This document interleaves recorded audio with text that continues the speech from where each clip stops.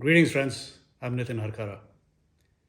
You often hear the term two-state solution to describe a possible way out of the Israeli Palestinian conflict. So, I want to talk today about what this two-state solution might mean and why I think it isn't a viable path forward. But first, let's look at the background of this conflict a little bit. The entire area, which is comprised of what is now the state of Israel and what are called the Palestinian territories, were under the rule of the Ottoman Empire until the early 1900s. By the late 1880s, after centuries of persecution in Europe, the Jews in Europe had realized that it was time for them to try to seek a separate homeland for themselves, where they would not face such discrimination and outright ill treatment by other communities. A movement called Zionism took hold in the late 1800s. Zionism was designed to create a consciousness among European Jews that they needed a homeland of their own, and they wanted to go back to their original homeland of Palestine, which had long been a center for Jewish culture. It had many Jewish religious sites, and it was where their religion had originally started. As the idea of Zionism became more popular in the late 1800s, a small trickle of Jews started from Europe to the area then known as Palestine. At that time, there were roughly 25,000 Jews who lived in that area, and it was largely Arab, with about 300,000 Arabs populating the area at that time. It was under the administration of the Ottoman Empire. And as World War I happened and then the Ottoman Empire was defeated, the political situation in the area changed. So the ownership or administrative control of that area soon moved into British hands. It became part of what was then known as the Palestine Mandate. Multiple waves of immigration into Palestine began and were completed under the British Mandate.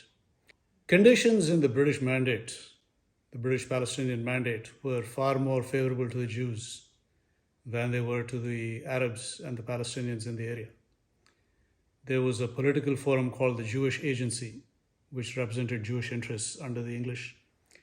And the Palestinian leadership, by contrast, was rather fragmented, and it was not up to the mark. So the British, in effect, represented Palestinian interests at international forums like the League of Nations.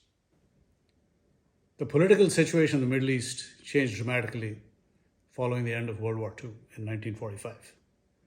The British had major problems of their own, and they were no longer interested in monitoring events in the Middle East and administering it and mediating the conflict between the Jews and the Palestinians over ownership of the land in the Palestinian Mandate. So they basically turned it over to the United Nations after 1945.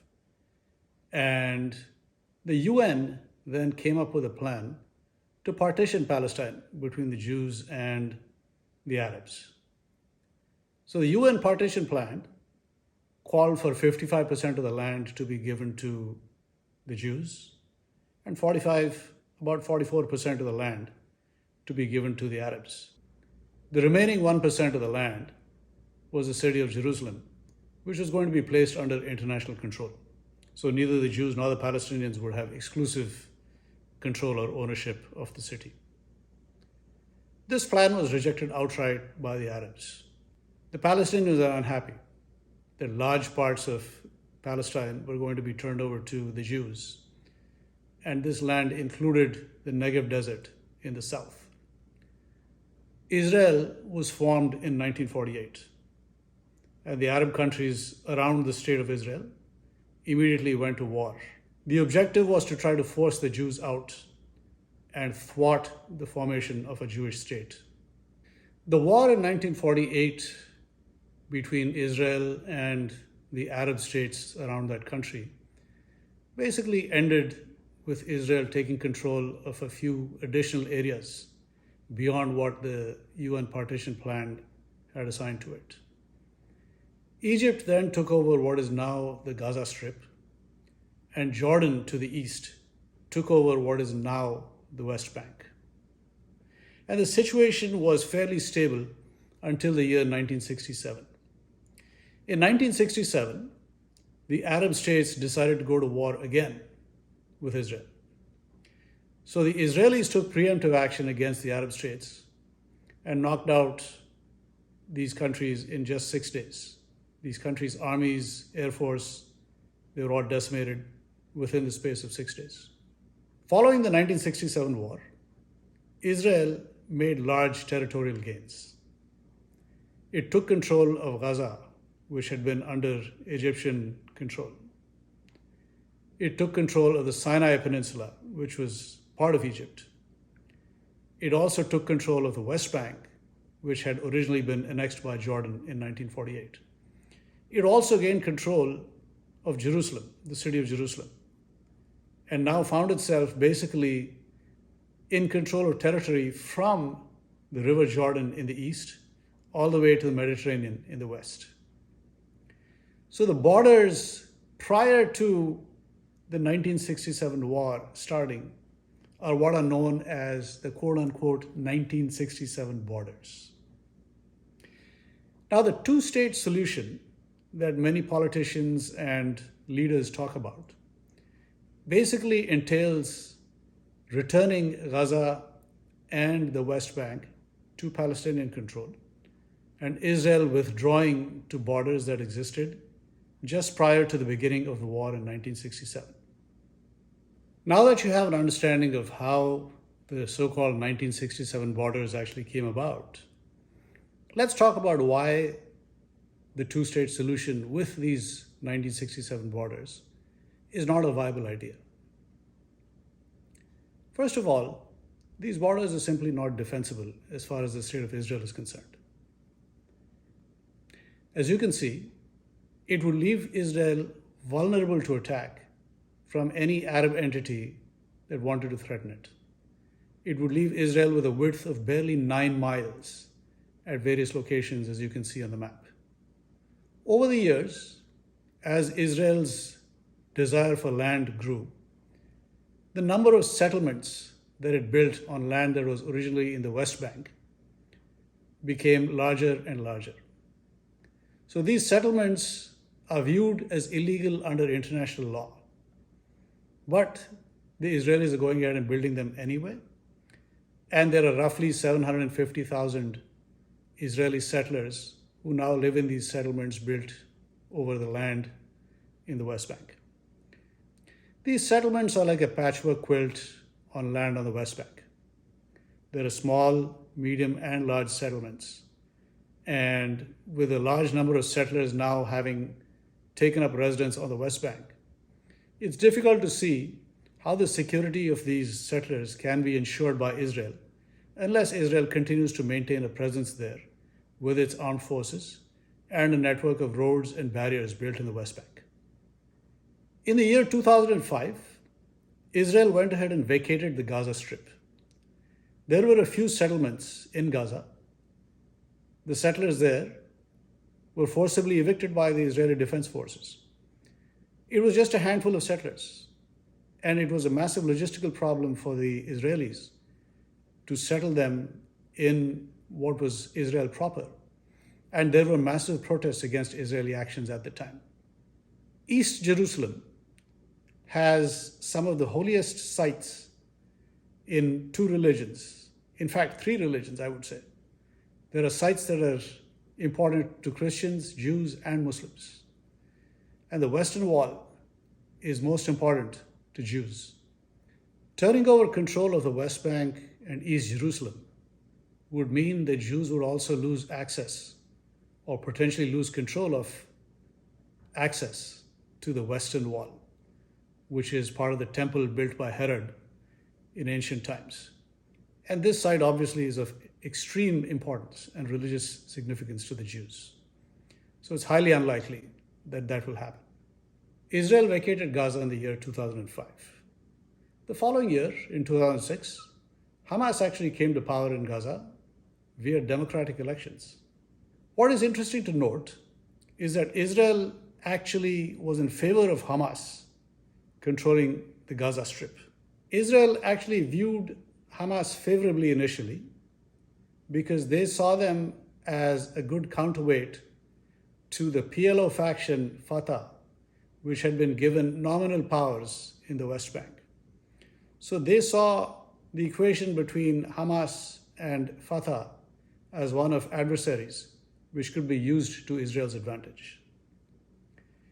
Hamas, of course, developed along completely different lines over the following years, and it moved away from the promises it had made earlier of ensuring a peaceful democratic rule for Palestinians. It turned more towards violence and frequent attacks against Israelis. This has been the pattern since Hamas came to power in 2006. Now, in the complicated picture of politics and international relations in the Middle East, all the countries surrounding Israel are primarily driven by self-interest. They all pay lip service to the Palestinian cause, but none of them is actually able to do anything concrete about alleviating the Palestinians' suffering at this point. Syria and Lebanon, while they support the Palestinian cause, are currently trying to recover from the effects of their own civil wars.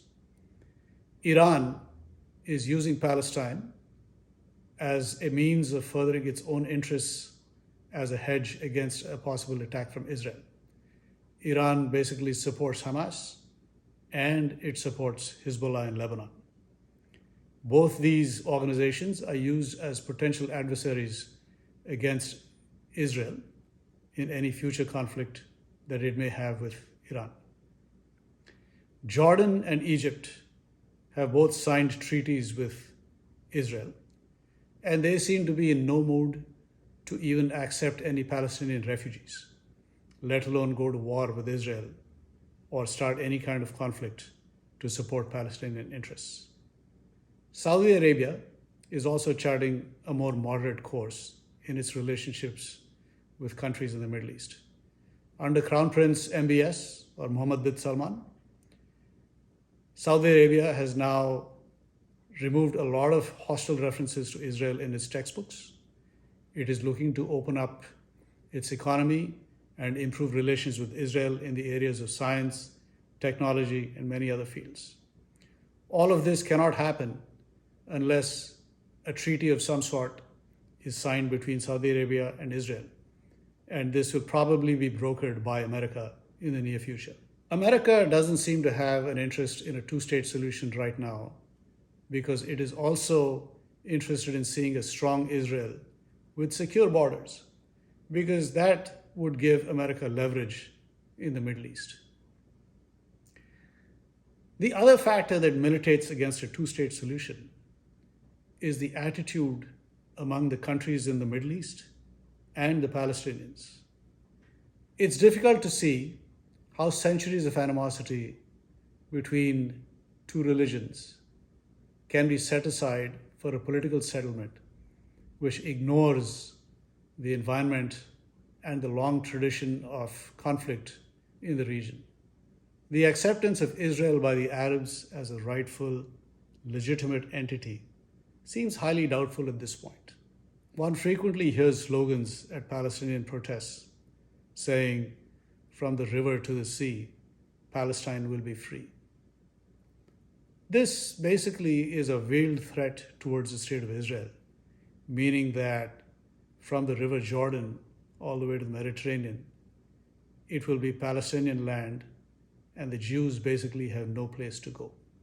Given all the factors that I've listed for you, it seems extremely unlikely that a two-state solution with the Jews and the Palestinians living side by side as equal sovereign nations is going to come about anytime soon.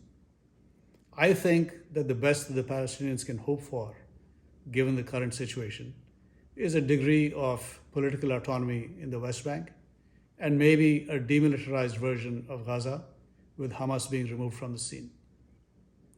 This will likely be accompanied by some economic assistance from the West, and some of the other Arab countries in the area which have wealth to share.